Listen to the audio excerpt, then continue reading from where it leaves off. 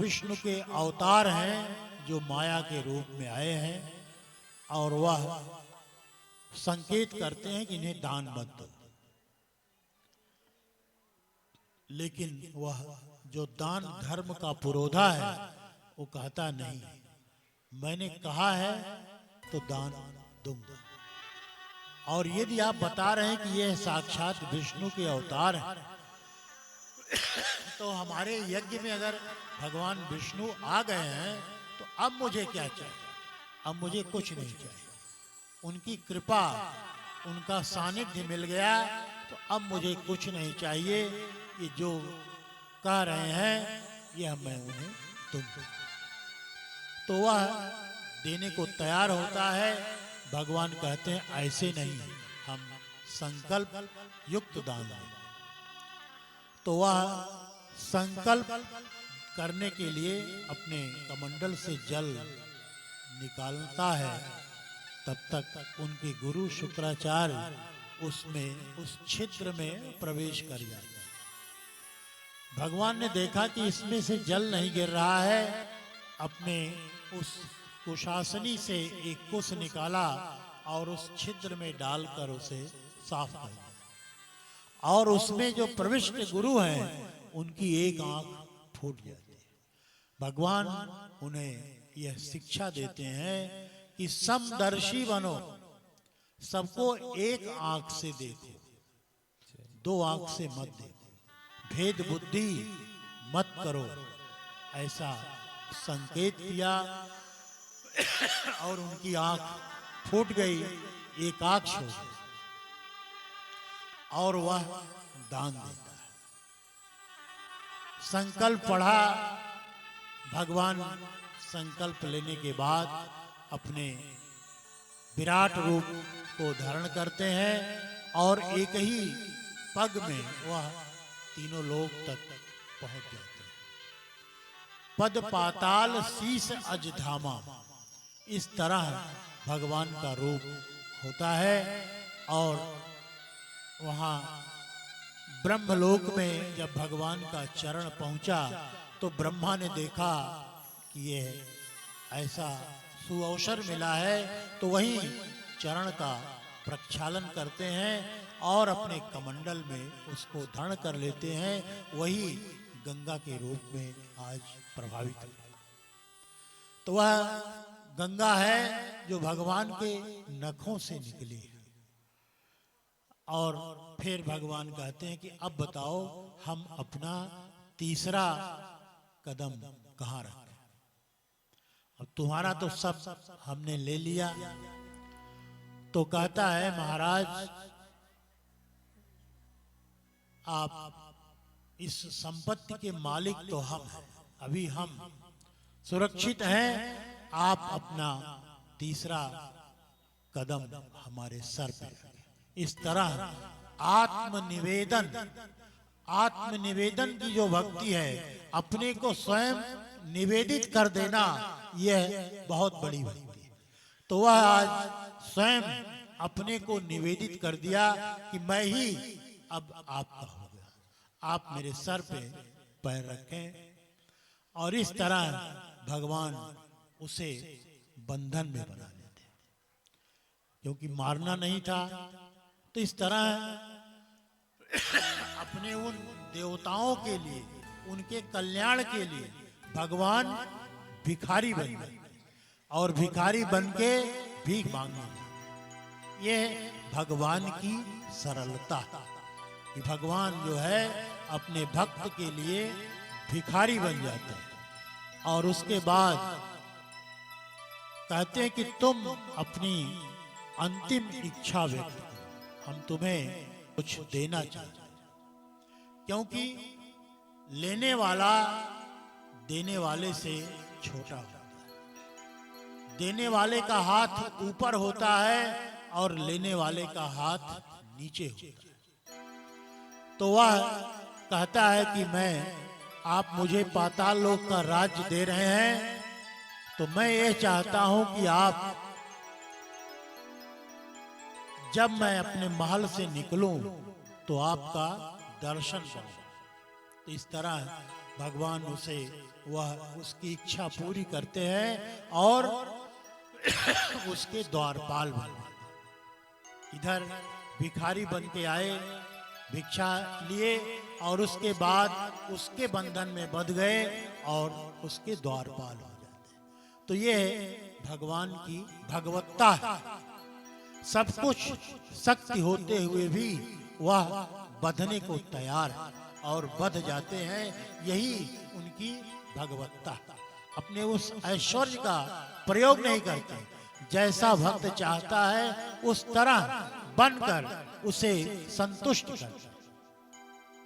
केवल हमें उस भाव को जगाना है। हम भगवान को बुलावें, भगवान को पुकारें। वह है निर्भरा भक्ति। ऐसी भक्ति जिसमें हम अपने को पूर्ण रूप से उनके ऊपर निर्भर हो जाते हैं। वह निर्भरा भक्ति है जो देवकी ने, वो द्रौपदी ने किया। द्रौपदी जब दुशासन के द्वारा उसके चीर हरण हो रहे हैं तो वह पहले अपने पतियों की तरफ देखती है, उनके सिर झुके हुए हैं। फिर वह भीष्म पितामह, द्रोणाचार्य, कृपाचार्य ऐसे महारथियों की तरफ देखती है, वो भी सिर झुका ले। इसके बाद वह अपने बल का प्रयोग करती है, अपने हाथों से साड़ी को खींचती है और वह जब वहां भी असमर्थ होती है तब अपने दांतों से साड़ी को दबाया और दोनों हाथ उठा दिए कि अब लाज आपके हाथ। भैया पुकारती है और तुरंत भगवान वस्त्र के रूप में हो जाते। तो यह है निर्भरा भक्ति। हम अपने को पूर्ण रूप से समर्पित कर देते हैं कि प्रभु अब लाज आपके हाथ हो, आप ही मेरे कर्णधार हो, जैसा चाहो वैसा करो। इस तरह की जो भक्ति है वह निर्भरा भक्ति है, जिसे सबसे श्रेष्ठ माना गया है। और इधर आत्मनिवेदन, महाराज बलि ने आत्मनिवेदन किया और भगवान को भी बंधन में बना दिया। और फिर लक्ष्मी जी आती हैं, उनसे मांगती हैं और उनको बलि कहते हैं कि अब आप जाइए। तो इस तरह भगवान प्रहलाद को जो वचन दिए उसके अनुसार काम किया और इधर देवताओं का भी काम, देवताओं का स्वर्ग भी उन्हें लौटा दिया। तो इस तरह देवता जब जब इस परिस्थिति में आते हैं कि उनका बल कम होता है तो भगवान उन्हें शिक्षा प्रदान करते हैं कि अपने धर्म से विरत ना हो।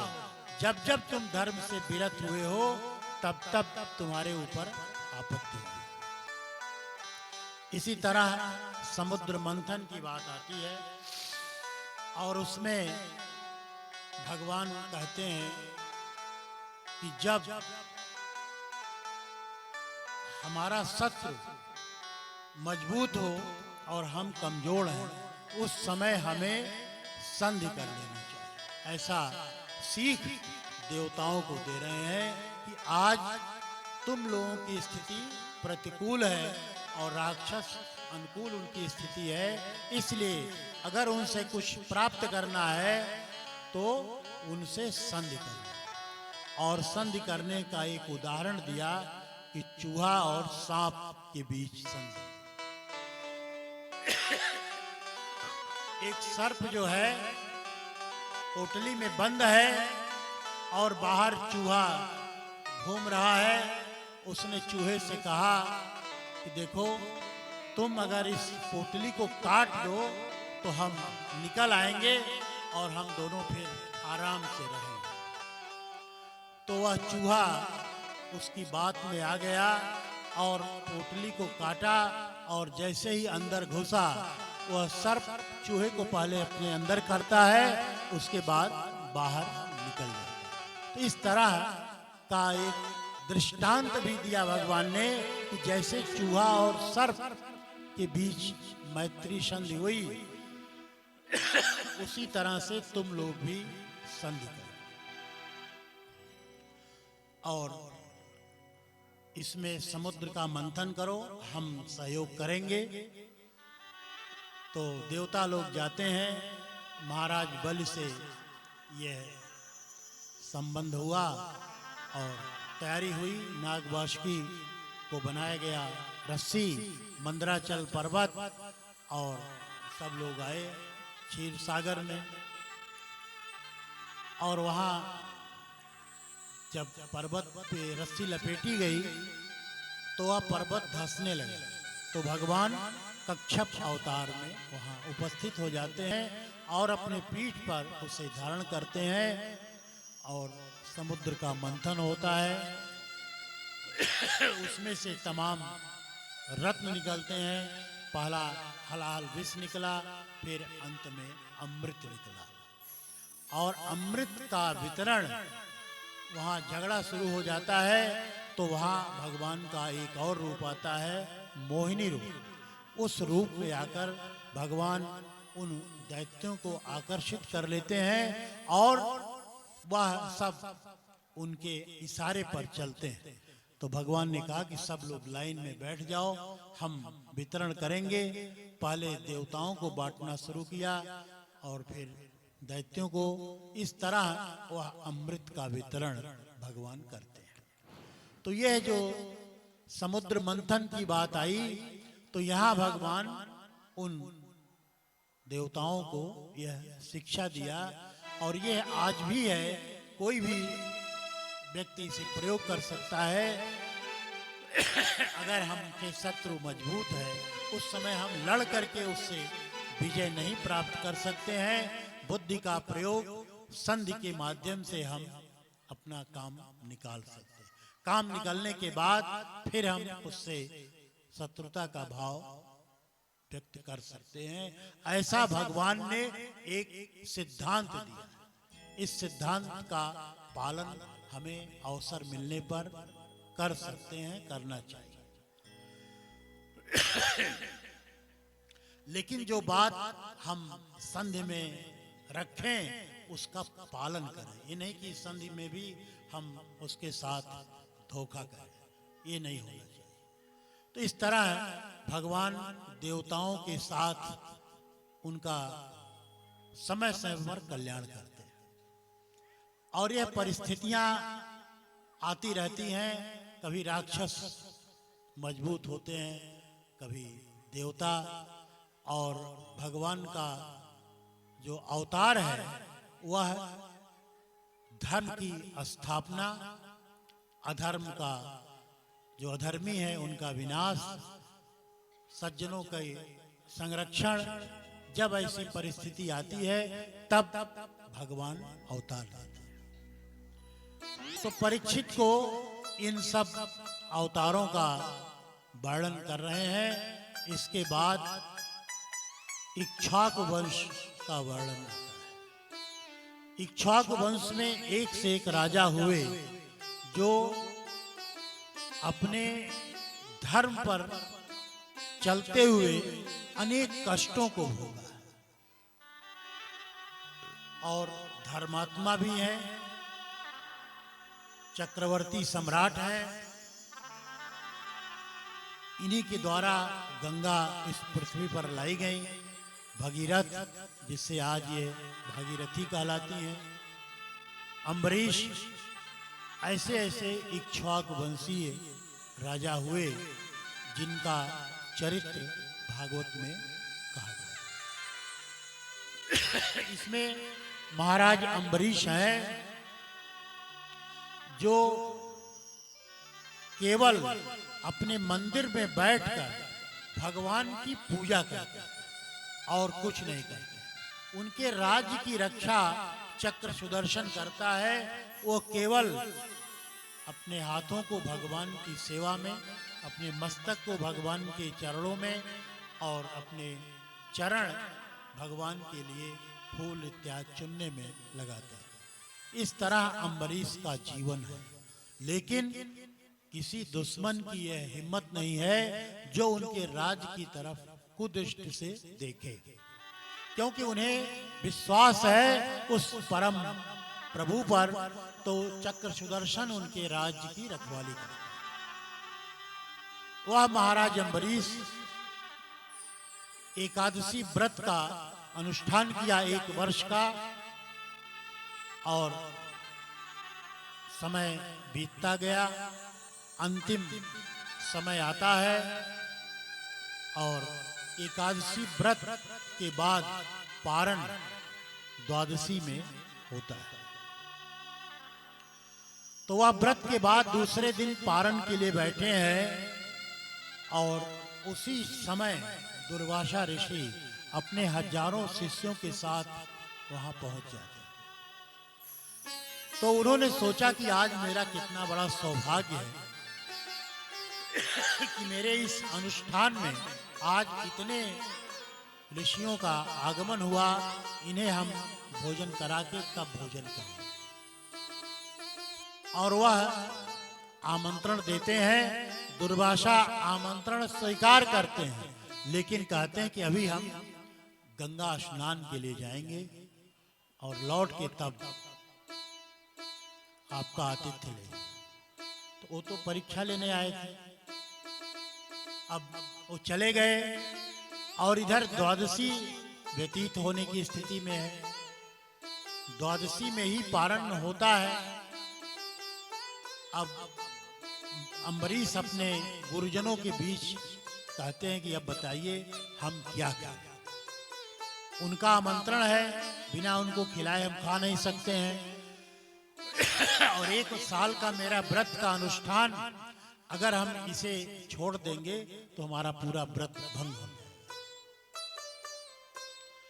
तो उनके जो गुरुजन थे उन्होंने कहा कि आप भगवान शालिग्राम का जो चरणोदक है उसका पान कर लें, आपका पारण हो जाएगा।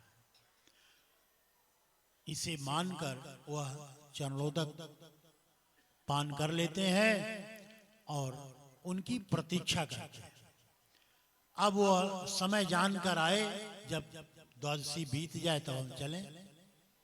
यहां देखते हैं कि अम्बरीश निश्चिंत है, तो वो समझते हैं कि ये है पारण कर लिया। तो उन्हें क्रोध आता है कि तुम बिना मुझे खिलाए पारण कर लिए, मैं तुम्हें श्राप देता हूं। और उनकी जटाओं से उन्होंने एक जटा निकाला और उसे जमीन पर पटका। एक कृत्या नाम की राक्षसी प्रकट होती है और वह अम्बरीश की तरफ दौड़ती है मारने के लिए। तुरंत चक्र सुदर्शन आता है, उसको जला देता है और चक्र सुदर्शन दुर्वासा की तरफ मुड़ जाता है। दुर्वासा ने देखा कि मेरी जो शक्ति है वह कृत्या के रूप में प्रकट हुई और वह समाप्त हो गई, तो अब यहाँ मुझे बचाने वाला कोई नहीं है, और वहां से वह भागते हैं। भगवान शंकर के पास गए और कहा कि अब आप हमें इससे बचाइए, चक्र सुदर्शन हमें जला देगा। भगवान ने कहा इसे मैं शांत नहीं कर सकता। ब्रह्मा के पास गए, ब्रह्मा ने भी असमर्थता व्यक्त की, तो फिर विष्णु के पास आते हैं। भगवान विष्णु ने कहा अहम भक्त पराधीन, ऐ ऋषि मैं भक्त के पराधीन हूं, मैं कुछ नहीं कर सकता, मेरा भक्त ही इसे शांत कर सकता है। अगर आपको शांति चाहिए तो मेरे भक्त के पास जाइए। और इतने में 1 वर्ष का समय व्यतीत हो गया और अम्बरीश उनकी प्रतीक्षा कर रहा है, केवल जल पान करके वह समय व्यतीत कर रहा है। अम्बरीश के पास दौड़ते हुए दुर्वासा पहुंचते हैं।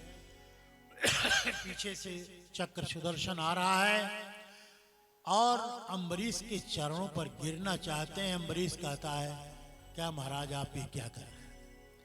कहे कि ये बचाओ, मेरे प्राण संकट में है। वह चक्र सुदर्शन से प्रार्थना करते हैं, चक्र सुदर्शन शांत हो जाता है। तब दुर्वासा के जान में जान आया और उन्होंने कहा कि तुम्हारे जैसा भक्त आज तक इस संसार में मैंने नहीं देखा, तुम धन्य। इस तरह परीक्षा में वह सफल होता है। ऐसे इक्ष्वाकु वंश के राजा का चरित्र है जो अपने कुल खानदान को तारने के लिए गंगा को इस पृथ्वी पर ले आए और 60,000 जो सगर के पुत्र हैं उनको तारा और हिमालय से गंगा सागर तक गंगा को प्रवाहित कराया। ऐसे भागीरथी, महाराज हरिश्चंद्र और उसी में महाराज दशरथ जो अज के पुत्र हैं उनका भी जन्म हुआ। महाराज दशरथ की अवस्था काफी अधिक हो गई। उनके 3 रानियां हैं लेकिन कोई पुत्र नहीं है और वह अपनी अवस्था को देखकर सोचते हैं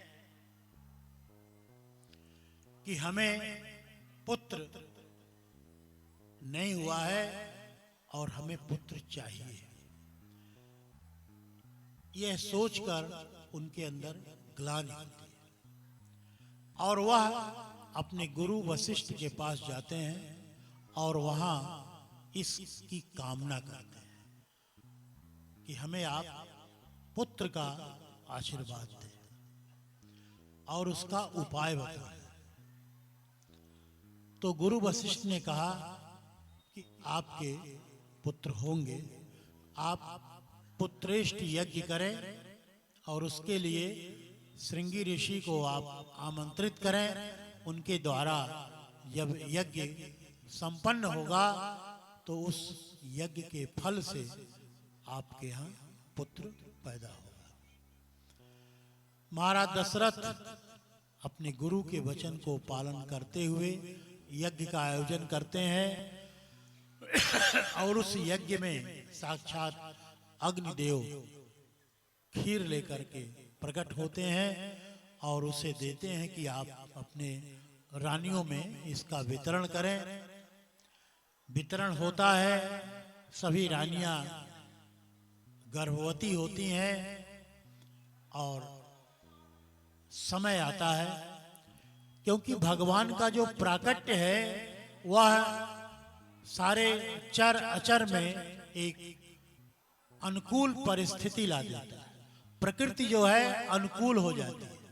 नदियां जल से प्रवाहित भरी हुई प्रवाहित हो रही है, सुंदर सुगंध शीतल हवा बहती है, ऋतु जो है मनमोहक हो जाती है।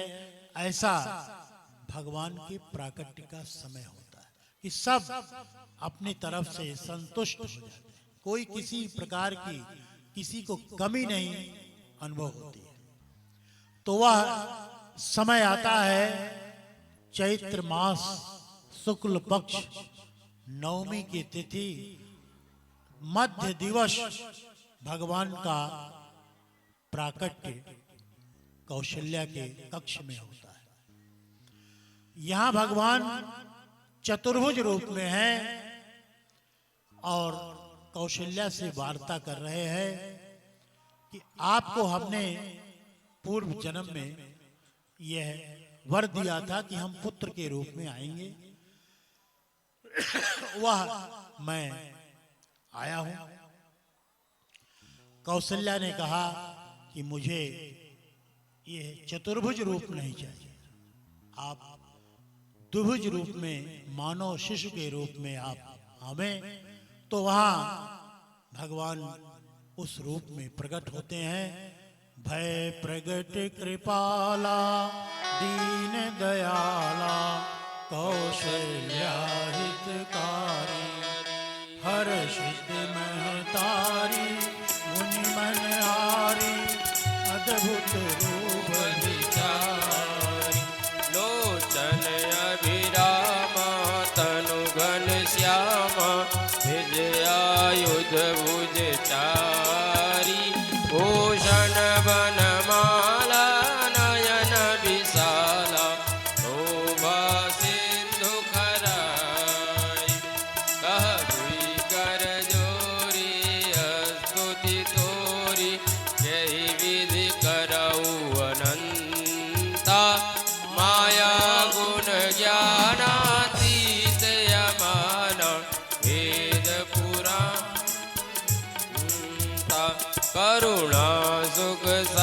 सागर सब गुण आगर, जय गावै श्रुति संता, सो मम हित लागी जन अनुरागी, भयो प्रगट श्रीकंता।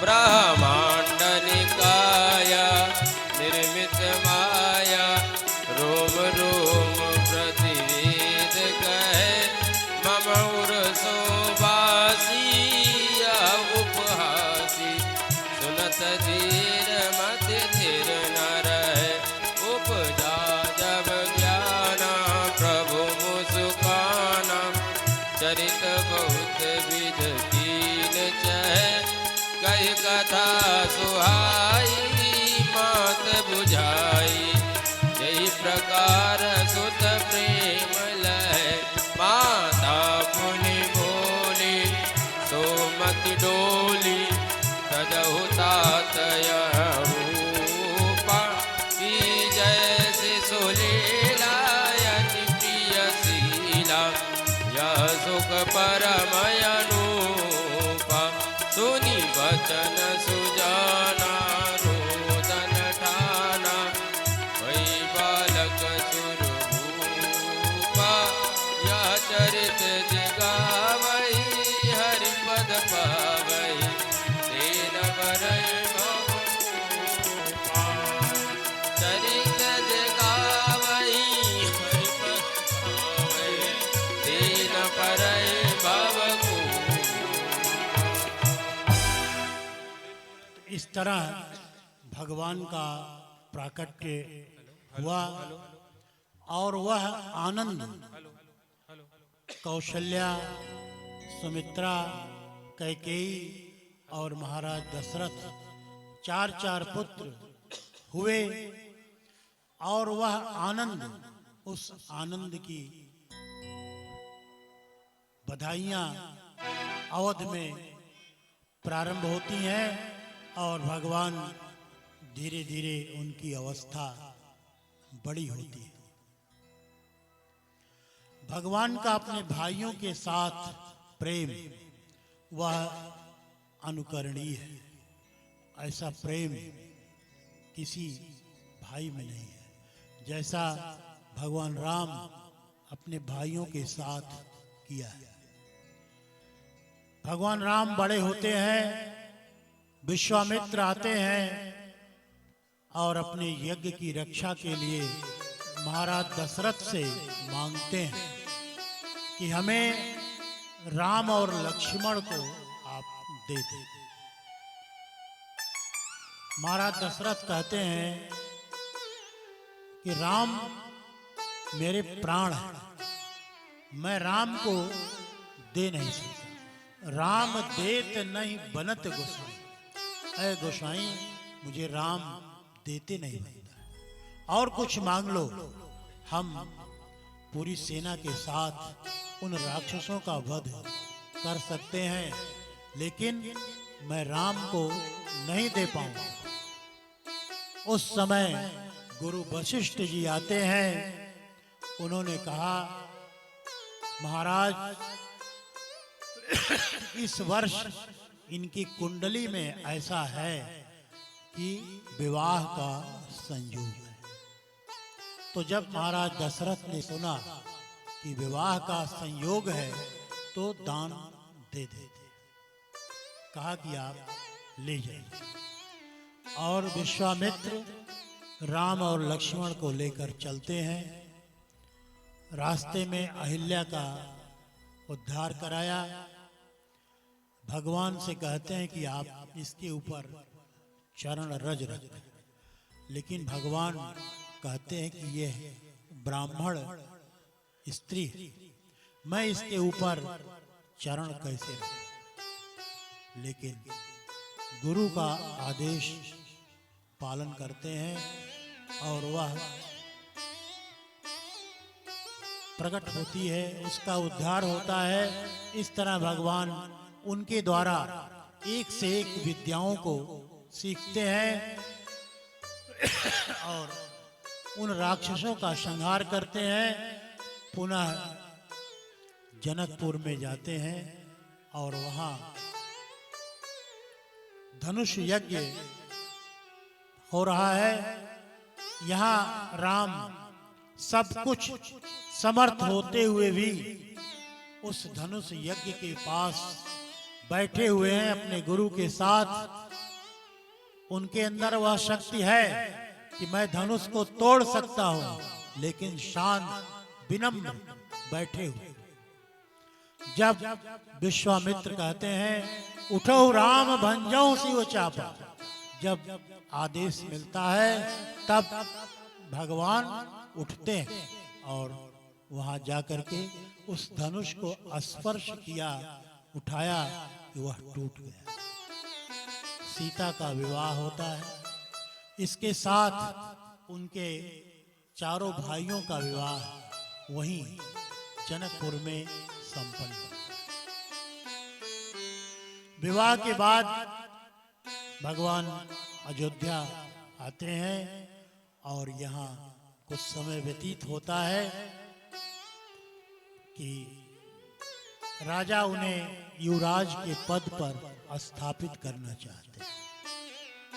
और इसी बीच मंथरा ने कुबुद्धि के द्वारा कैकेयी को भ्रमित किया और वह वरदान मांगती है कि राम का वनवास और दशरथ का राज्य। राम को यह पता है कि सुबह राज्य मिलेगा, लेकिन सुबह होते होते वनवास की बात आती है। जरा सा भी विचलित नहीं होते। वही आनंद उन्हें वनवास की सूचना भी मिलती है और उनके साथ लक्ष्मण और जानकी भी वन जाने की तैयारी करते हैं। भगवान रोकते हैं, लेकिन सब जाने को तैयार है। भगवान लेकर चलते हैं और गंगा को पार किया, चित्रकूट में निवास किया। इसके बाद चित्रकूट से आगे जाते हैं, वहां सीता का हरण होता है और भगवान सीता के वियोग में वन में घूमते हैं और उन्हें एक उनकी भक्तिन है जो अपने गुरु के विश्वास, गुरु ने कहा कि तुम राम नाम का जप करो, एक दिन तुम्हारे कुटिया में राम अवश्य। वही वह माला जपते जपते उनकी प्रतीक्षा कर रही है और भगवान सीता के वियोग में जब सबरी के आश्रम में पहुंचते हैं तो सबरी का जो वह स्वरूप है, उसकी जो भाव है, रामा रामा। हेलो।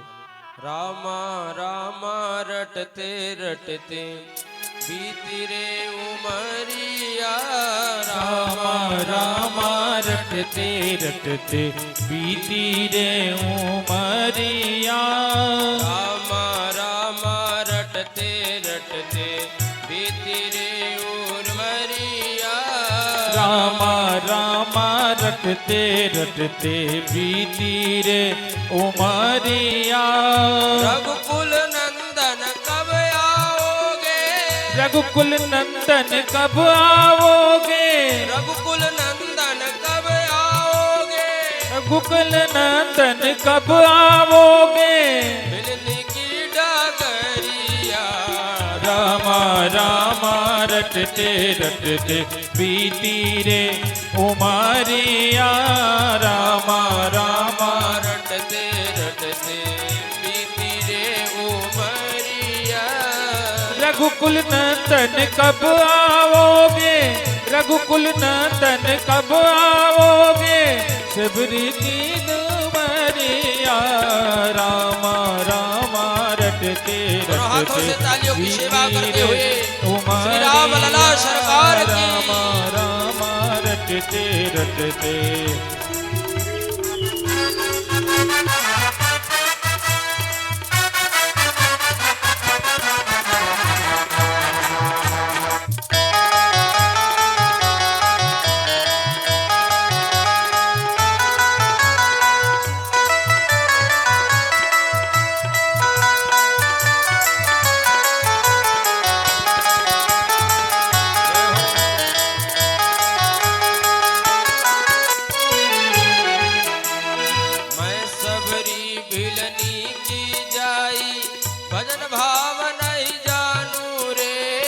भजन भाव नहीं जानो रे। मैं सबरी बिलनी की जाई भजन भाव नहीं जानू रे। भजन भाव नहीं जानो रे। राम तेरे दर्शन के कारण वन में जीवन पालू रे। वन में जीवन पालो रे। चरण कमल से निर्मल कर दो। चरण कमल से निर्मल कर दो। दासी की झोपड़ी जय हो। रामा रामा रटते रटते बीती रे उमरिया। रामा रामा रटते रटते बीती रे उमरिया। रघुकुल नंदन कब आओगे। रघुकुल नंदन कब आओगे। रघुकुल नंदन कब आओगे। रघुकुल नंदन कब आओगे। बिलनी की डगरिया। रामा रामा रटते रटते बीती रे उमरिया। रामा रामा रटते रटते बीती रे उमरिया। रामा रामा रटते रटते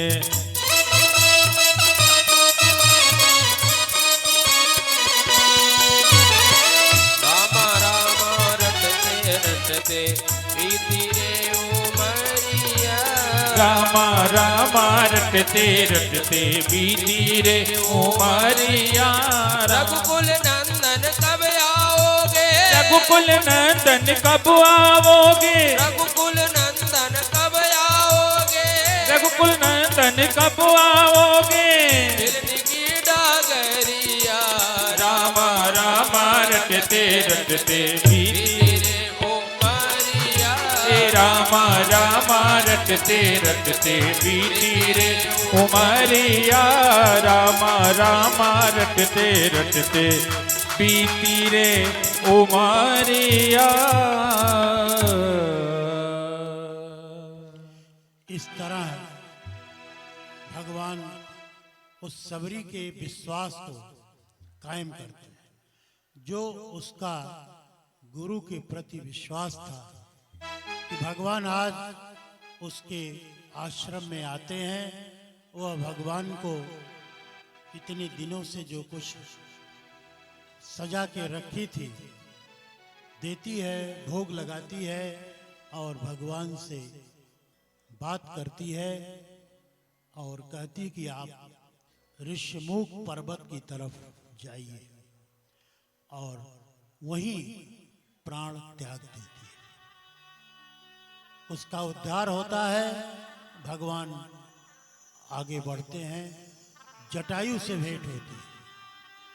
वह जटायु जो अधम जाति का है, पक्षी है, लेकिन वह पर उपकार करने के लिए रावण से लड़ जाता है। सीता को छुड़ाने के लिए रावण से अपने शक्ति भर लड़ता है और उसके पंख कट जाते हैं। वह गिर पड़ता है लेकिन रावण को घायल कर देता है। जटायु से भेंट होती है। भगवान उसे उठाते हैं, अपने गोद में रखते हैं और कहते हैं कि तुम्हारे ऊपर मैं कृपा दृष्टि देता हूं कि तुम स्वस्थ हो जाओ और बताओ। वह पूरी स्थिति बताता है लेकिन कहता है कि मुझे अब कुछ नहीं चाहिए, क्योंकि आज मेरा सौभाग्य क्या है कि बड़े बड़े ऋषि मुनि कितनी तपस्या करने के बाद भी राम की गोद को नहीं प्राप्त कर सकते। आज मुझे वह सौभाग्य मिला है कि आज मैं राम के गोद में अपने प्राण को त्यागने जा रहा हूं। यह जो भाव है वह भगवान से व्यक्त करता है कि अब मुझे कुछ नहीं, इससे बढ़कर क्या हो सकता है। आज मुझे सब कुछ मिल गया, केवल मुझे आप अपने गोद में प्राण को त्यागने दीजिए। और भगवान उसका अंतिम संस्कार अपने हाथों से करते। अपने पिता का अंतिम संस्कार नहीं कर पाए, लेकिन आज उस अधम खग जोन में जन्मे जटायु का अंतिम संस्कार भगवान स्वयं। यह भगवान की भगवत्ता कि अपने भक्त के लिए किस स्तर तक भगवान जा सकते। केवल भक्ति का विकास होना चाहिए। अगर हम अपने अंदर भक्ति का विकास करते हैं तो भगवान इस रूप में हमारे सामने आ जाते हैं। भगवान तो एक पैर से खड़े रहते हैं, भक्त के लिए देखते हैं, उसके आदेश का पालन करते हैं, प्रतीक्षा करते हैं कि अब यह क्या आदेश देने वाला है, मैं इसे करूंगा। इसके बाद भगवान से सुग्रीव की मैत्री होती है और भगवान हनुमान जी जाते हैं। लंका का दहन हुआ, रावण के साथ युद्ध होता है। वह रावण जो इतना बड़ा महारथी है, लेकिन जब वह गलत काम करता है तो उसकी क्या दशा होती है। कुत्ते की तरह, श्वान की नाई कुत्ते की तरह वह सीता के आश्रम में आता है और सीता का हरण करता है। उसकी अवस्था जो है कुत्ते के समान व्यक्त किया गया है तुलसीदास जी द्वारा। यह शक्ति है, और शक्ति रहते हुए भी जब व्यक्ति दुष्कर्म करता है, गलत कार्य करता है, तो उसकी सत्ता समाप्त हो जाती है और वह इस तरह निम्न स्तर का माना जाता है। उसकी जो शक्ति है रावण की, वहां वह कुत्ते की तरह उसका वर्णन किया। तो वह रावण राम से लड़ता है, अंत समय में कहता है कि मैं राम के द्वारा नहीं मारा गया, मैं अपने मैं के द्वारा मारा गया। मेरा जो घमंड है, मेरा जो दर्प है, इसके द्वारा मैं मारा गया और मुझे मारने के लिए राम नहीं है। मैं स्वयं, मेरा घमंड जो है यही मुझे मारता है। तो मुझे, हम सबको भी घमंड से बचना चाहिए। घमंड किसी चीज का नहीं करना है, न रूप का, न धन का, न विद्या का, न पौरुष का, किसी भी चीज का घमंड नहीं करना, क्योंकि वह घमंड जो है एक क्षण में समाप्त हो जाता है। एक से एक बड़े बड़े दानी वीर इस पृथ्वी पर आए, लेकिन आज तक कोई नहीं। यह आती जिन्हें भोग इतना मिला कि अपने पुत्र की युवावस्था को भी प्राप्त कर लिया, लेकिन भोगते भोगते थक जाते हैं और फिर पुत्र से कहते हैं कि अपनी युवावस्था ले जाओ। यह जो तृष्णा है, भोग की इच्छा है, यह कभी समाप्त नहीं हो सकती। मानव का सबसे बड़ा जो बल है, शक्ति है, वह गुण संतोष है। अगर हमारे अंदर संतोष है तो हमारे पास सब कुछ है।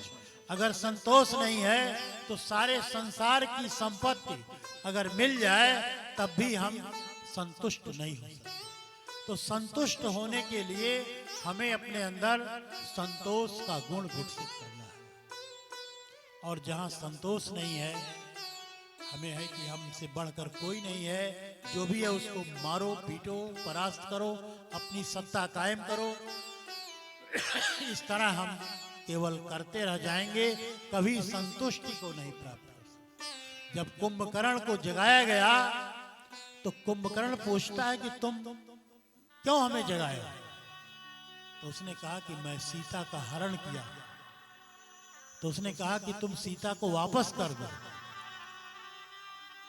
तो उसने कहा कि नहीं, युद्ध की स्थिति आ गई है और हम इससे पीछे नहीं हट सकते हैं।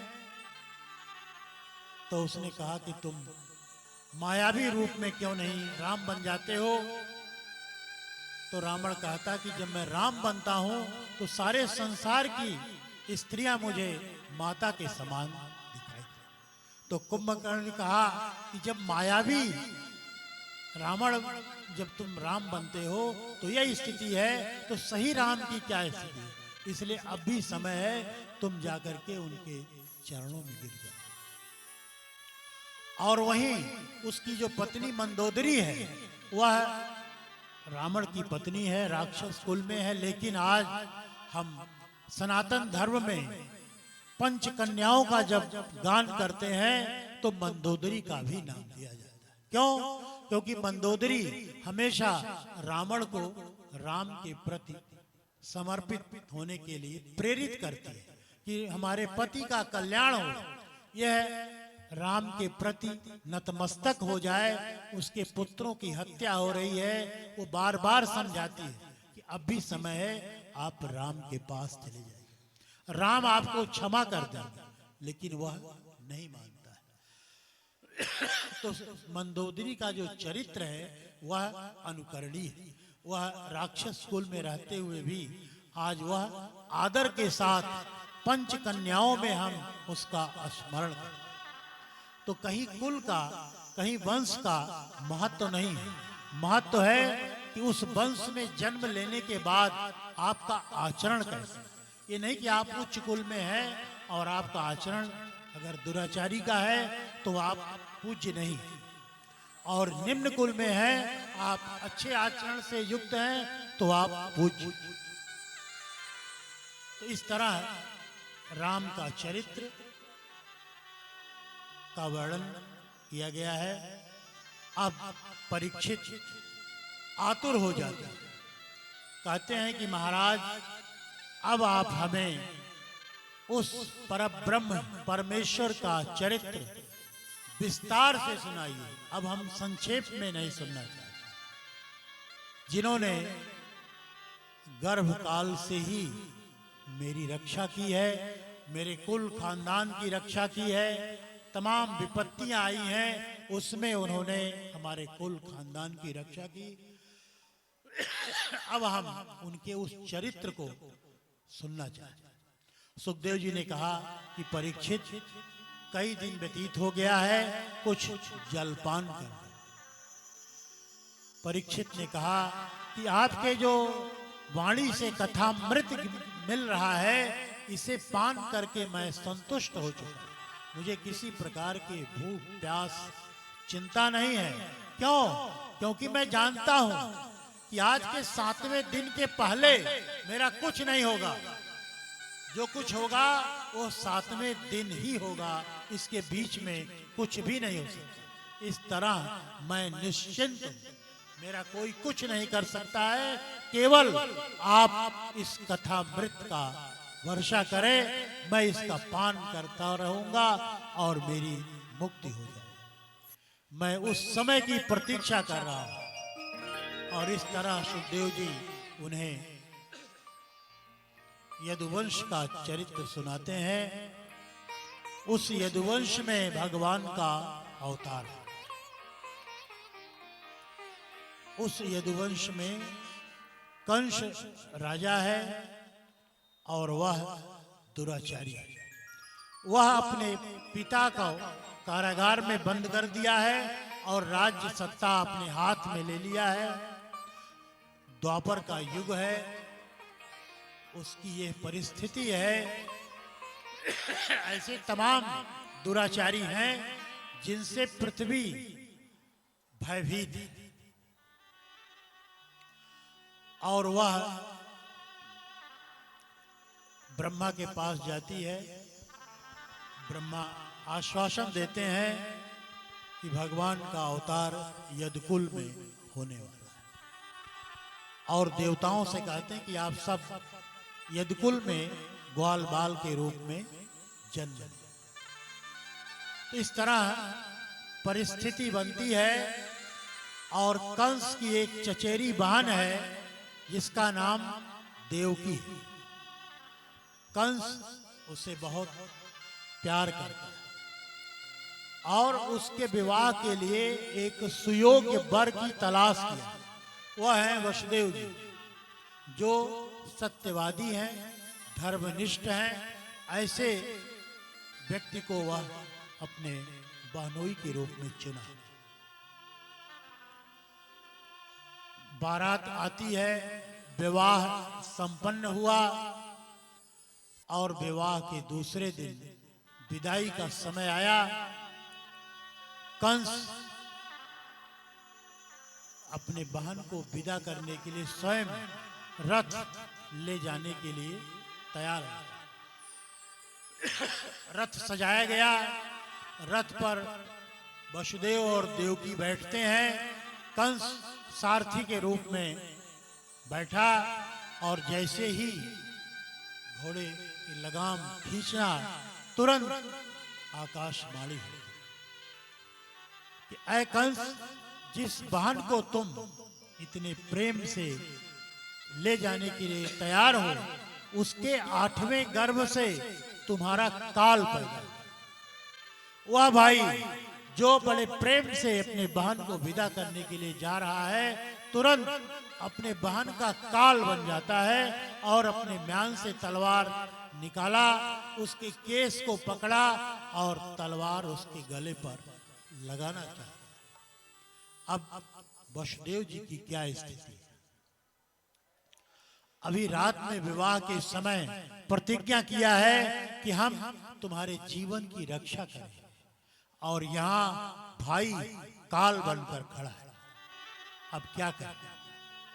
तो यहाँ जो मनोबल है, धैर्य है, व्यक्ति को अपना मनोबल कभी गिराना नहीं चाहिए। मनोबल आपका सबसे बड़ा बल है। तो वह धैर्य की परीक्षा होती है और वह त्याग करते हैं। पहले समझाया कि तुम एक राजा हो और यह एक अबला है, तुम्हारी बहन है, एक छोटी कन्या के रूप में है, इसे मत मारो। लेकिन जब वह नहीं मानता है तो वसुदेव त्याग करते हैं कि तुम्हें इसके 8वें गर्भ से भय है। मैं प्रतिज्ञा करता हूं कि इसके जितने भी पुत्र होंगे मैं तुरंत तुम्हें समर्पित कर दूंगा। कंस जानता है कि यह सत्यवादी हैं, धर्मनिष्ठ हैं, उनकी बातों पर विश्वास कर लेता है और उन्हें छोड़ देता है। समय आया, पहले पुत्र का जन्म हुआ। देवकी जरा सा भी संकोच नहीं करती है। वसुदेव तुरंत उस नवजात शिशु को लेकर चल देते। कंस के पास आए, कहा कि यह पहला पुत्र पैदा हुआ है। कंस देखता है कि यह नवजात शिशु है और कहता नहीं, इसे ले जाओ।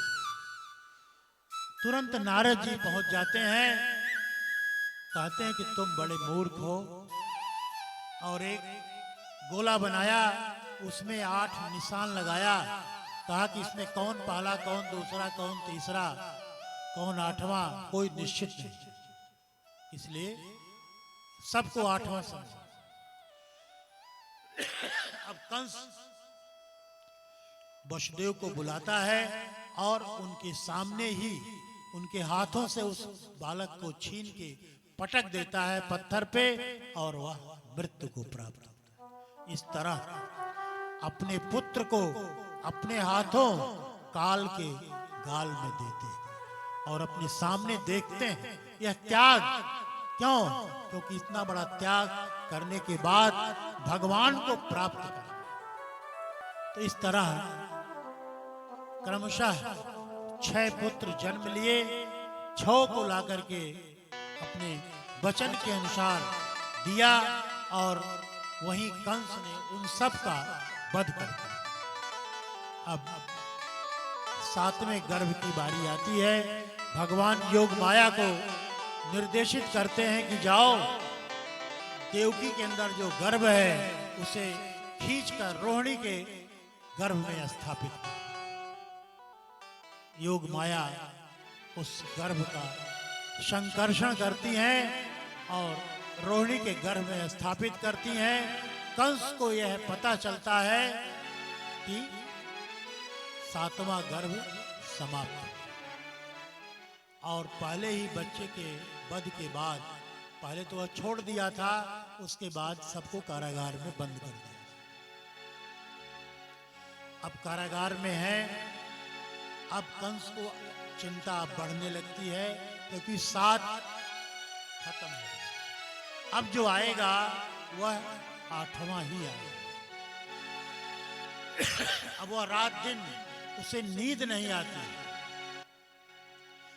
वह उसी चिंता में पड़ा हुआ है। और इधर कारागार में देवकी के गर्भ में, उसके शरीर में तेज का विकास होता है, और देवता आकर के उस कारागार में गर्भ की स्तुति करते हैं।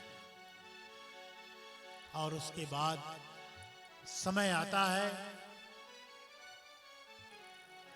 भाद्र मास कृष्ण पक्ष अष्टमी की अर्धरात्रि को भगवान उस कारागार में प्रकट होते हैं, उसी चतुर्भुज रूप में। तो सबसे पहले भगवान चतुर्भुज रूप में हैं और कहा कि आप लोग निर्भय हो जाओ, और जो मैं कह रहा हूं उसे करना है। बताया कि हमें आप गोकुल में ले जाकर के स्थापित करिए, वहां एक कन्या है, उसको ले आइए, और इसमें आपको किसी प्रकार की बाधा नहीं होगी। इस तरह समझाया, और देवकी के कहने से फिर मानव शिशु रूप में भगवान वहां प्रकट होते हैं। और जरा सा भी देवकी और वसुदेव उस कारागार में सुख का प्राकट्य नहीं करते। इतना त्याग के बाद भगवान प्रकट हुए हैं, लेकिन उसका प्रकटीकरण नहीं हो रहा है कि कहीं कंस को पता न चल जाए। जैसा भगवान ने बताया था, भगवान को उठाते हैं, कारागार से हथकड़ी बेड़ी छूट जाती है, दरवाजे खुल जाते हैं, पहरेदार सो जाते हैं। ये सब योग माया के माध्यम से हो रहा है। लेकर निकलते हैं, जमुना जी में जल की वृद्धि है, वह उनके स्पर्श करना चाहती हैं चरण को। भगवान अपना पैर लटका देते हैं और जल नीचे बैठ जाता है, और गोकुल की तरफ चल देते हैं। इधर शेषावतार आकर के छत्र अपने फनों से भगवान की रक्षा करते हैं और गोकुल में पहुंचते हैं। नंद के यहाँ दरवाजा खुला हुआ, यशोदा सो रही है, एक कन्या उनके बगल में है, लेकिन उन्हें कुछ पता नहीं कि मुझे क्या हुआ है। भगवान को ले जाकर के वहां स्थापित किया और कन्या को उठाया, लेकर के चल दिए। फिर जमुना को पार करके आते हैं कारागार में, फिर हथकड़ी बेड़ी लग जाती है, दरवाजे बंद हो जाते हैं और कन्या का रुदन प्रारंभ होता है।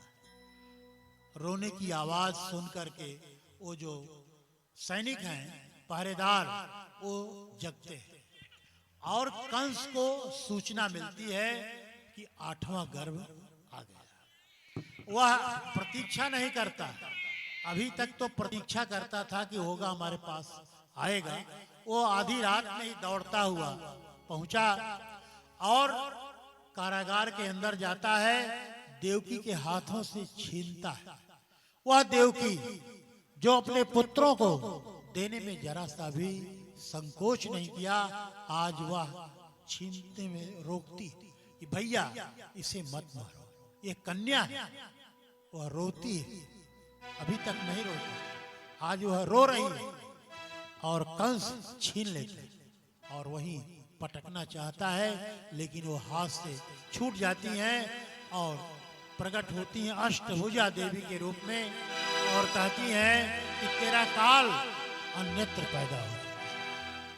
अब वह कंस भयभीत होता है और इधर गोकुल में प्रातः काल हो रहा है। नंद यशोदा के घर में दासी पहुंचती है, देखती है कि एक लाला खेल रहा है। वह तुरंत दौड़ के नंद को सूचित करती है, नंद राय तुम्हारे लाला हुआ है। अब नंद के यहाँ वह आनंद गोकुल में घर घर में आनंद छा जाता है। सब नंद के घर की तरफ दौड़ना प्रारंभ करते हैं और वहां क्योंकि आनंद ही पैदा हुआ, आनंद ही वहां पुत्र के रूप में आए हैं। इतने वर्षों के बाद उनके पुत्र हुआ है, तो वह जो आनंद है वह गोकुल में मनाया जा रहा है। उस आनंद का अनुभव हम सब इस अपने कथा पांडाल में करेंगे। नंद के घर आनंद भयो, जय कन्हैया लाल। बोलो नंद के लाला की जय हो, बाके बिहारी लाल की जय हो, आज के आनंद की जय हो। हम सबके बीच में कुछ ही क्षणों में परम पूज्य जगत गुरु भगवान डॉक्टर कौशलेंद्र प्रपन्नाचार्य जी महाराज जी का आगमन होने वाला है। उसके पूर्व में आइए हम लोग खूब आनंद के साथ